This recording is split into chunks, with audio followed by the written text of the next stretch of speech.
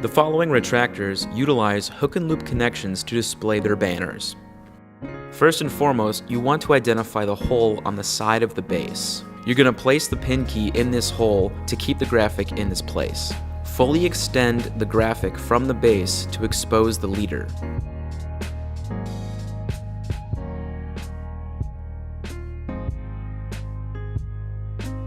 Place a firm hold on the leader and insert the pin key in the hole on the side of the base.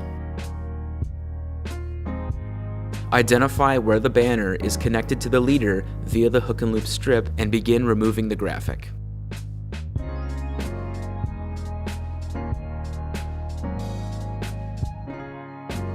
Simply swap out your graphics and take your new banner and firmly connect it to the leader via the hook and loop strip.